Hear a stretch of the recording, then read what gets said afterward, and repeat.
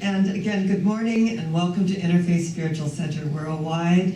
We know that nothing happens by chance, that we are all here by divine appointment. And for our World Wide Web and all of those on Facebook that are tuning in at this moment, this is for you. We tune in for what we need to hear at that moment. It's called that divine appointment.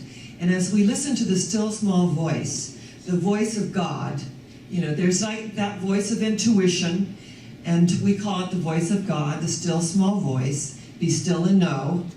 Energetically, we are guided and directed when we listen.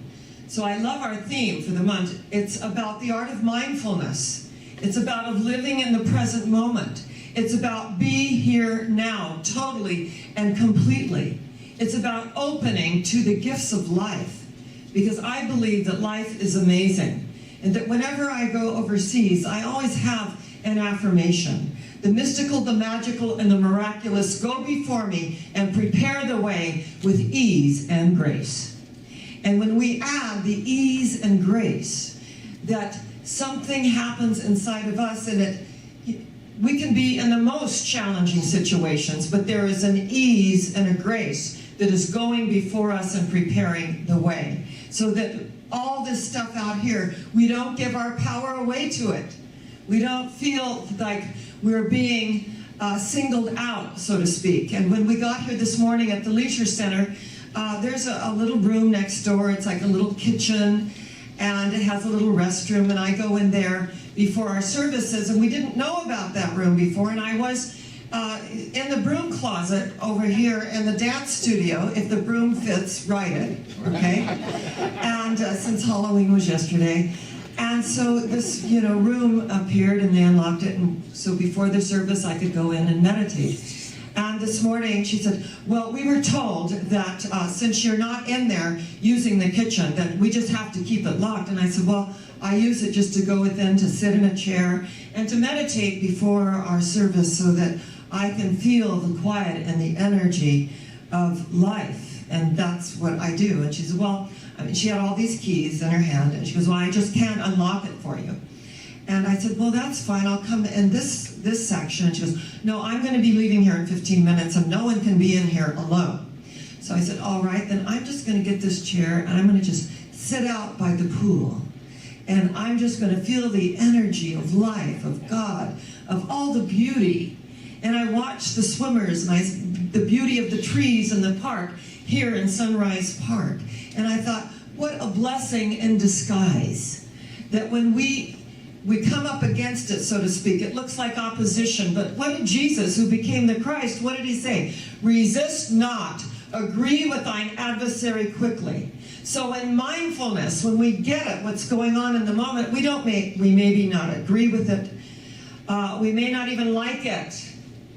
But to realize that there is a flow of life, and that maybe the universe has a better idea. And that I just sent love to this specific person that said, do not open doors, and that we can't have our meditation in a room that's already opened. She was sharing all these things, and I said, well, I'll make a call tomorrow, because it's just such a simple thing, really. And it's with a grace and an energy that allows us to feel the oneness of community and to be here in Palm Springs at the Leisure Center, which we are very, very grateful for. And the opportunity to grow and to realize that in every life there are new beginnings, and that when we approach life as a new beginning and we realize that the universe is for us. Now, Dr. Ellen Langer, who wrote a book called Mindfulness, and she is the only tenured female at Harvard University. She wrote Mindfulness in the 70s. And she said it was really amazing when we look at all the mindlessness that does go on the planet. And she said, I became very interested in that topic. And so I was buying something at the store, and the clerk said, you did not sign the back of your credit card. And she said, so I signed it. And so she said, and she did the little thing with the credit card, and she said, and please sign this slip. So she said, I signed the slip.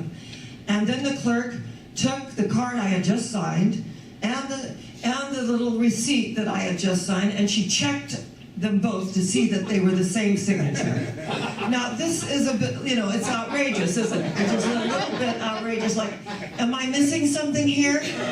Wasn't that me that just signed and I'm still here signing the receipt? And so energetically, what happens is that we begin to operate in the thing called multitasking. And I want you to know that if I'm on the phone with someone and they have me on speaker and they're multitasking, I know it.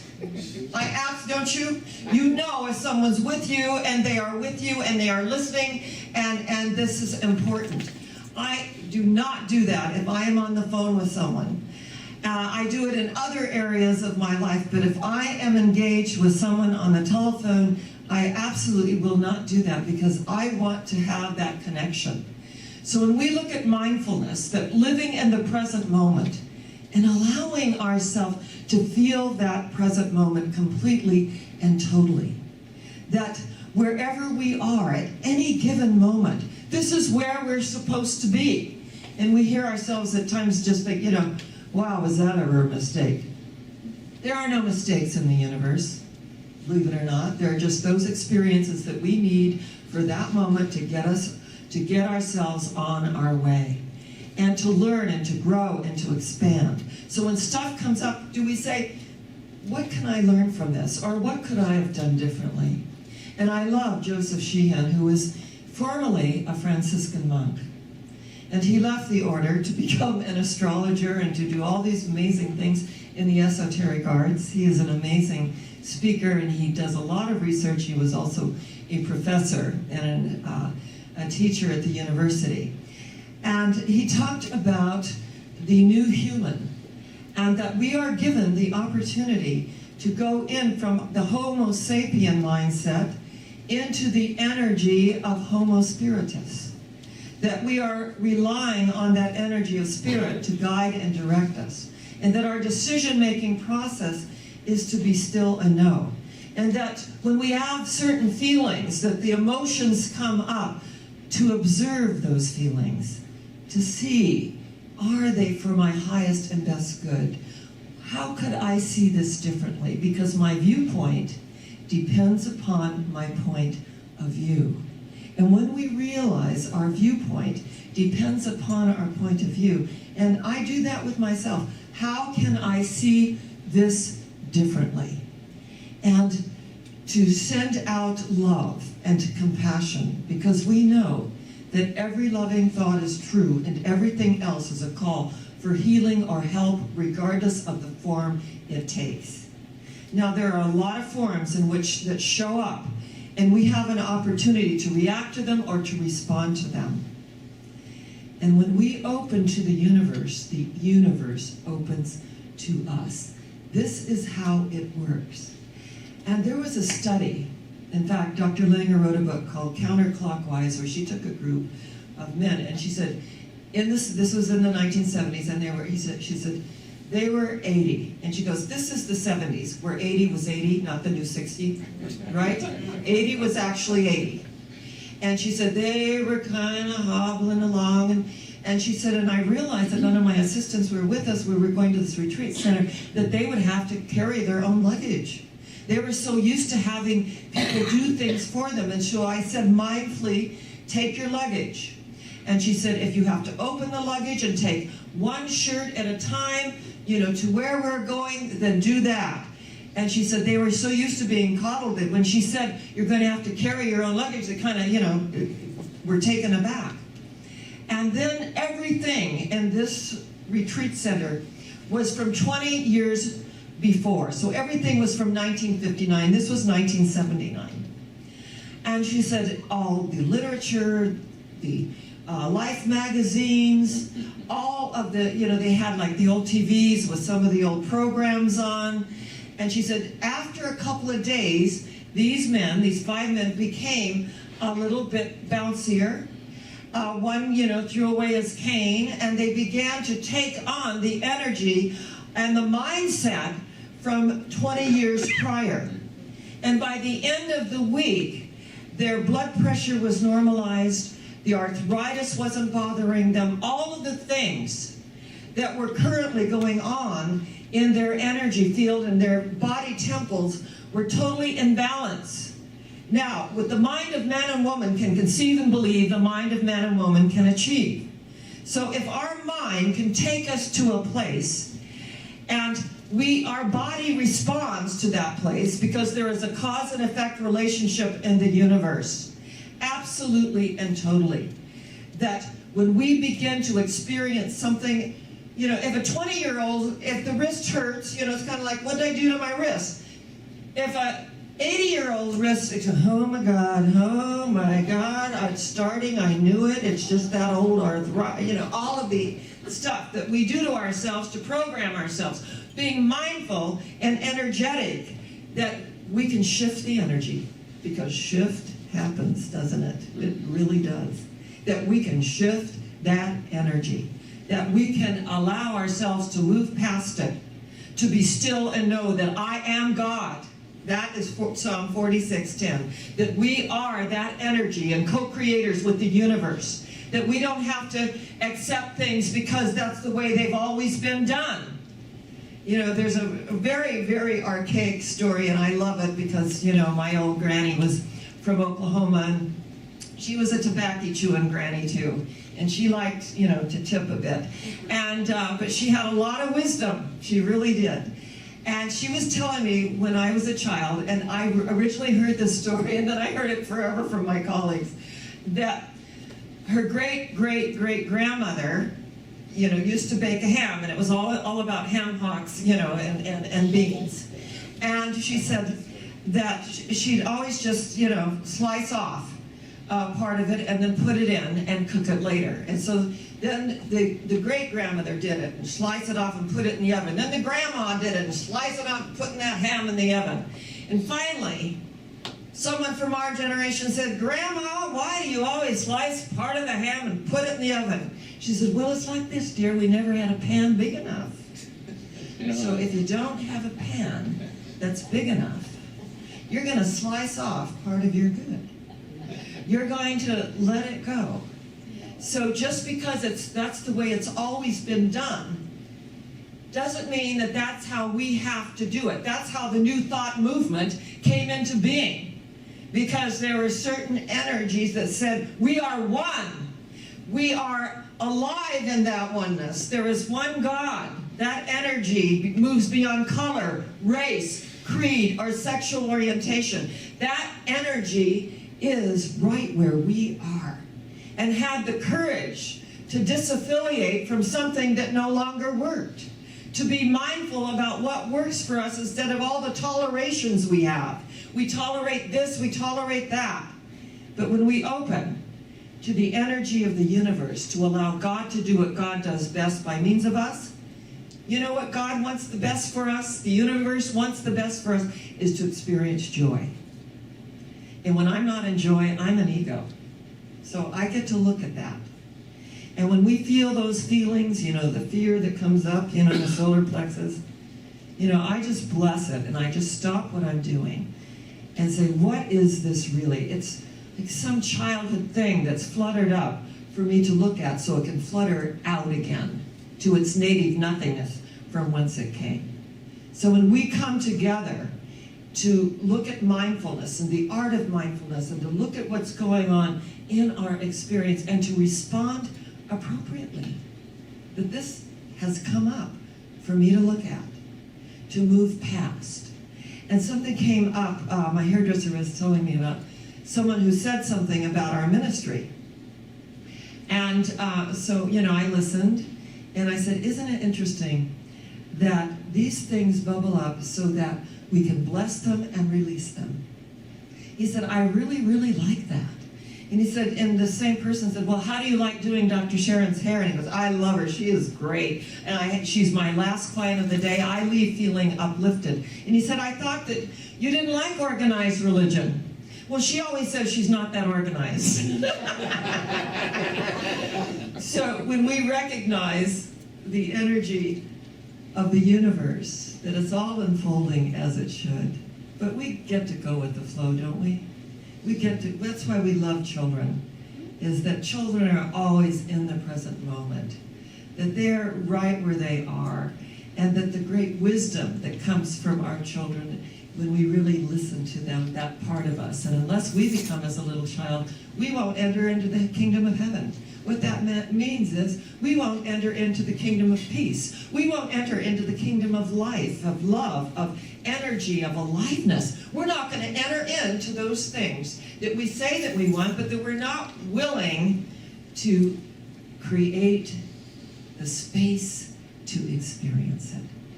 And this is why I love our way of life, and that why I constantly challenge myself, that in our mindfulness, to recognize that there is a power for good in the universe truly greater than we are.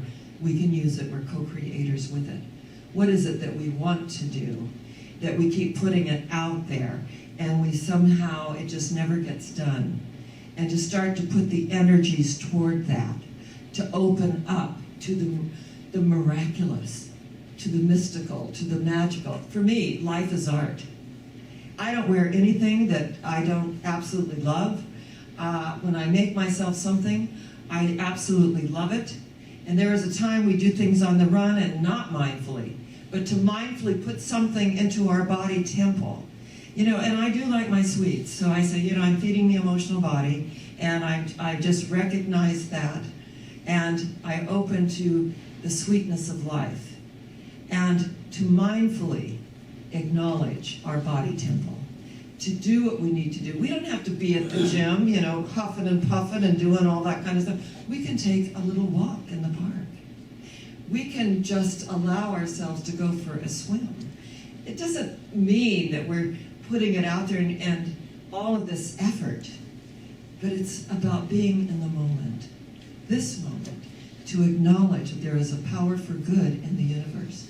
I love it. Alan Cohen went to Egypt, and he said that one of his tour found this amazing little pink stone. It was amazing. She felt that she had really found something. The alchemy of it all, that it was going to shape shift at any moment. Was it in the pharaoh's headdress? Was it a jewel, and something amazing in Egypt? And she said, I just need to meditate on this sacred alchemy of this amazing pink stone. And as she meditated, this stone got softer and softer and softer. And finally, she just had to open up her eyes, and there were like all these strands. It was a wad of bubble gum. And her mind had taken it off to Pharaoh and in the crown jewels and what she had done with this relationship with what she thought was a stone, but her body heat melted it, and it was just a wad of bubble gum. And she had this amazing spiritual experience with this little wad of bubble gum. And he said, if someone can do that with a little wad of bubble gum, just think what we can do with each precious moment. We're all alchemists, aren't we? That we have the ability to transform the routines of work into celebrations of life and love. It's the alchemy of daily living. And when we recognize that, we open to it. And I always draw the larger circle. I don't enjoy everything related to the ministry, especially the administrative side of it. But you know what? I open that circle. I learned things that I never thought I would learn with the help of my friend R.J. Taylor, who is a computer expert and technology beyond. And he said, you're always willing to learn. And I am. If I want to get something done, I learn it. I don't necessarily want to learn it, but if something needs to get done, I learn how to do it. And I think my brain actually does thank me for it, because it stimulates something within me to know that I am teachable.